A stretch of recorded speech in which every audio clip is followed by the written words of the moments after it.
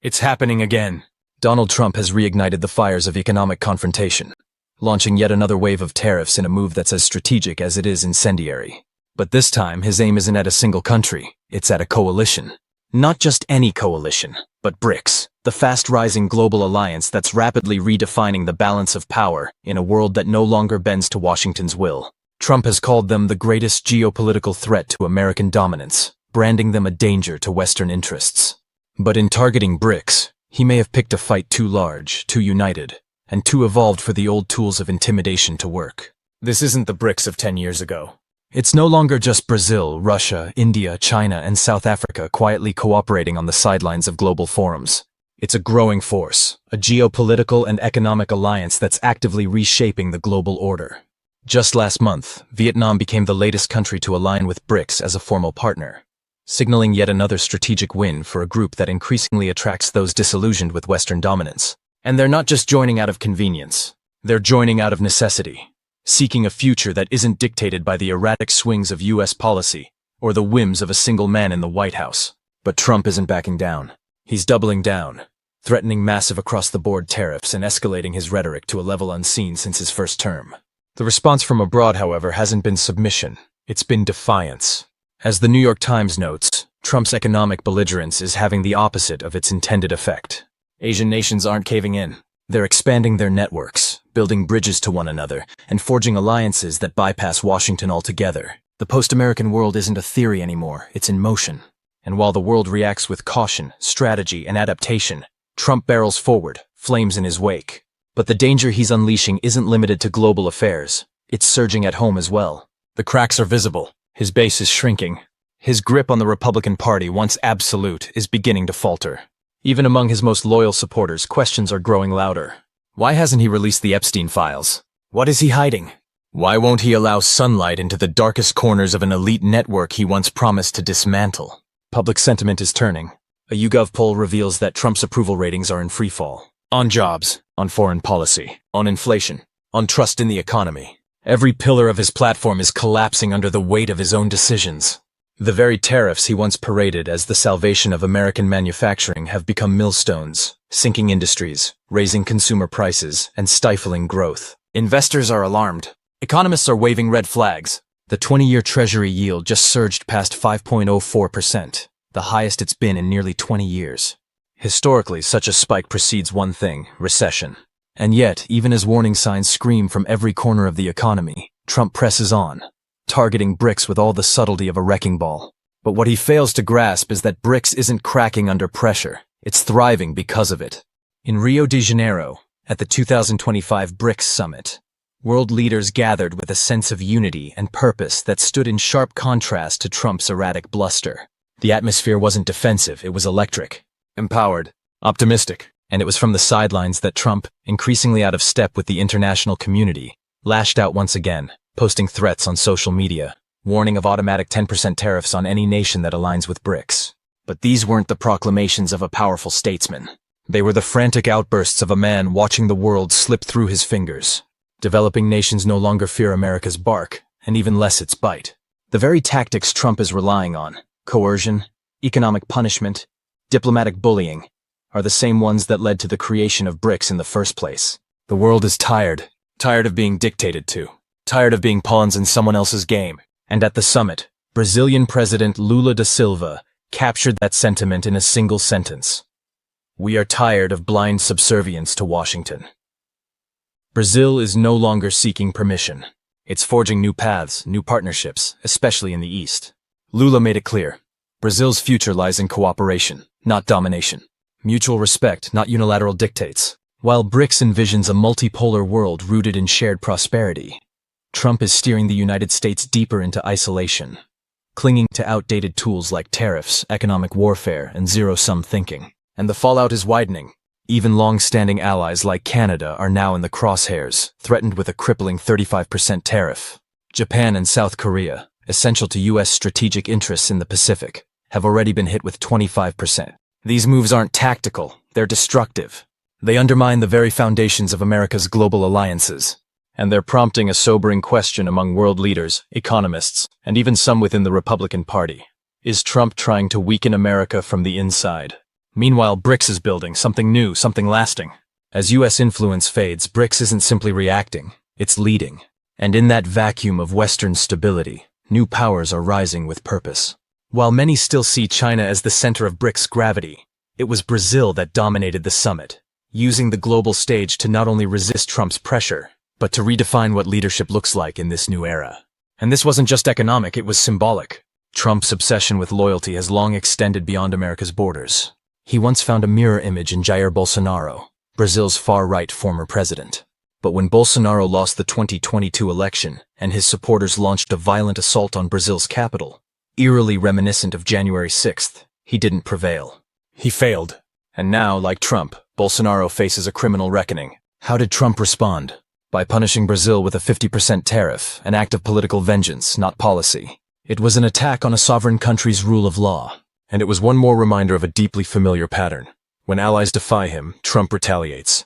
But Brazil stood firm. President Lula didn't blink. He made it plain.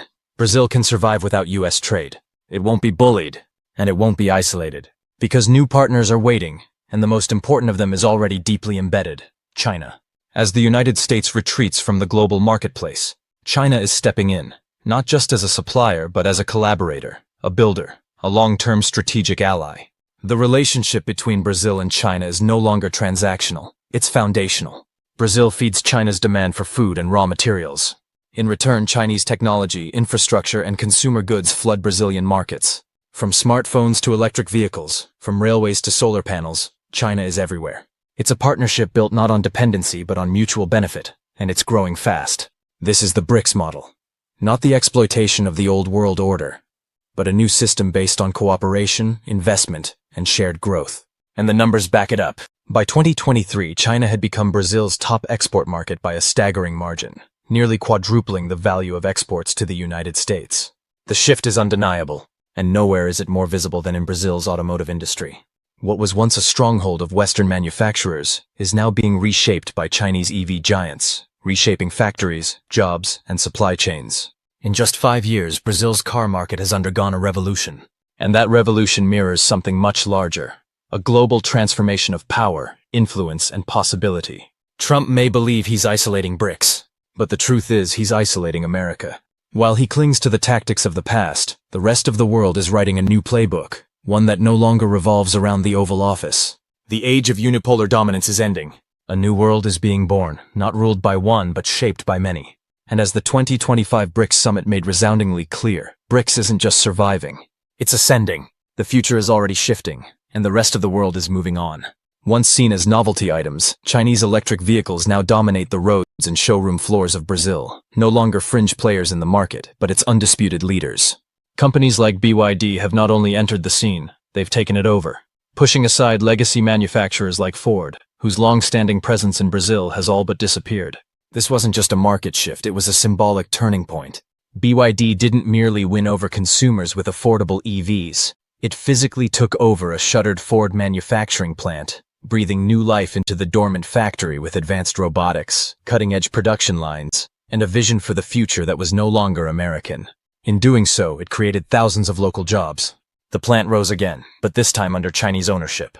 It was a resurrection, yes, but a resurrection carried out with Chinese hands, Chinese capital, and Chinese intent.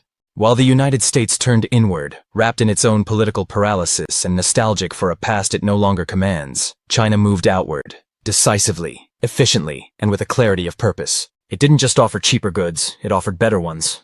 Better suited for the climate, the roads, the realities of the global south. From smartphones and solar panels to wind turbines and telecommunications, Chinese industries began filling the vacuum left behind by decades of Western disengagement. But more than that, they brought partnership, not paternalism. Investment, not interference. The playbook was not to lecture but to build, and Brazil was ready. It wasn't just buying Chinese products, it was signing on to a broader vision. It was building with China, not merely consuming from it. As a central participant in the Belt and Road Initiative, Brazil stepped onto a different path. One defined not by Atlantic dependency, but by a Pacific future. Across its vast interior, new roads are being paved, ports expanded, railways planned, and solar farms assembled. And these aren't conceptual blueprints filed away in distant development banks. They're active, tangible, and visible from space. These projects no longer begin in Washington boardrooms or Brussels summits. but in Beijing's planning committees. Perhaps nowhere is this shift more visible than in the ambitious interoceanic railway, a colossal infrastructure project that will stretch from the heart of Brazil across the spine of the continent to Peru's Pacific ports. This isn't a far-off dream. When completed, it will cut shipping times to Asia by as much as 10 days. That means Brazil, for the first time in history, will no longer be geographically tethered to Atlantic trade routes. It will no longer need to send its goods through the bottleneck of the Panama Canal or the treacherous waters around Cape Horn. Instead, it will gain a direct overland corridor to the Pacific, drastically reshaping South America's position in global logistics. This is not just economic engineering, it's geopolitical reorientation. And at the center of this transformation stands China. Faced with this dramatic shift, Washington has largely responded with disbelief, confusion, and policy inertia. The United States, once the architect of global systems, now seems unable or unwilling to match China's momentum. No bold counteroffers, no generational investments, no real engagement. When Secretary of State Antony Blinken visited Peru, it was meant to signal renewed interest. Instead, the gesture became a global embarrassment. The United States handed over rusting decades-old rail cars, more fit for a museum than a modern rail network. It was not seen as help, it was seen as insult. Where China arrives with high-speed rail, deep-water ports, and satellite partnerships, America sends leftovers. The failure of this approach is not theoretical, it is visible. Look at the Chancay port, a gleaming state-of-the-art maritime gateway developed through a Chinese-Peruvian partnership. It is efficient, modern, and crucial for future trade. Rather than celebrate this as progress for the region, the U.S. responded with thinly veiled threats. One of the Trump administration's Latin America advisors even proposed punishing any company that used the port to trade with China with tariffs as high as 60%. This wasn't diplomacy. This was a tantrum dressed as foreign policy. It screamed insecurity and desperation. And for many watching, it confirmed what they had long suspected. Washington's engagement with the global South had become a matter of control, not cooperation. But coercion, when it becomes the default setting of a superpower, loses its edge. Rather than isolating China, the U.S.'s tactics have only pushed more nations into its orbit. It's not just distant countries in Asia or Africa. Now, even America's closest neighbors are rethinking their allegiances. Canada, once the embodiment of Western alignment, has begun to speak in a new tone. Prime Minister Justin Trudeau has made it clear that Canada will no longer be defined by an outdated subordinate relationship with the United States. He has said plainly that Canada is prepared to stand up to what he called the bully to the south. Mexico, the second largest U.S. trading partner and a country deeply intertwined with American economic systems, made waves when it sent its foreign secretary to attend the BRICS Summit in Rio. One appearance, one moment, but it spoke volumes. Had it not been for the threat of economic retaliation from Washington, Mexico might already be filing formal paperwork to join the BRICS bloc. These are not marginal actors. These are the pillars of North American trade, diplomacy, and influence. And they are moving. Meanwhile, BRICS itself is gaining steam, not just in symbolism but in substance. At this year's summit, the bloc officially welcomed Indonesia, the fourth most populous country on Earth and an emerging economic powerhouse. It also brought Vietnam into the fold as a strategic partner. Vietnam, whose economic model, state-led, export-driven, deeply integrated with China's industrial base, mirrors China's own path to development, made a loud statement in a quiet way. It is choosing its future based not on ideological loyalty but on practical outcomes. It will not be dragged into another Cold War. It will choose growth, stability, and sovereignty. This pragmatic posture is now common throughout Southeast Asia, a region American officials often tout as the future. Secretary of State Marco Rubio has spoken in grand terms about the region's strategic importance. But while the speeches have become more emphatic, the substance has not followed. Rhetoric cannot replace railroads. Idealism does not fund infrastructure. And as long as Washington continues to rely on sanctions, trade threats, and zero-sum alliances, it will continue to watch influence slip away. Not because its rivals are perfect, but because it refuses to evolve. China, on the other hand, is not merely outcompeting the United States. It's rewriting the game entirely. The principles are different. Where Washington demands alignment, Beijing offers alignment of interests. Where the U.S. offers aid with strings, China offers investment with incentives. The irony is sharp. The very sanctions and hardline strategies designed to weaken BRICS have, in many cases, hardened it. Each overreach by Washington, each ignored appeal, each condescending diplomatic visit only deepens the appeal of a different world order.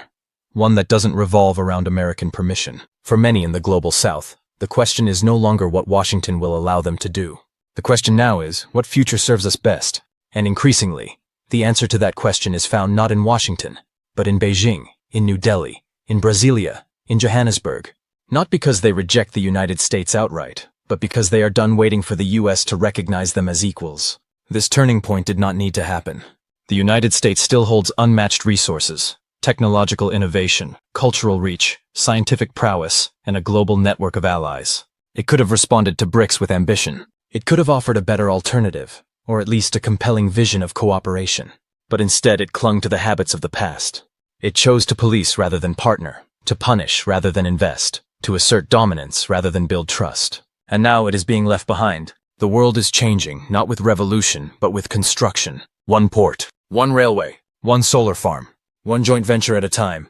And with every project completed, BRICS becomes not just a symbol of resistance, but a working blueprint for a different kind of globalization. Messy, contradictory, imperfect, but real. And it's working, because it speaks to the aspirations of those who've waited too long for a seat at the table. The era of a singular superpower is fading. What rises in its place is not yet fully formed, but it is already reshaping the world. The United States can still play a part, an important one, but only if it listens, learns, and finally lets go of the illusion that leadership can be demanded rather than earned.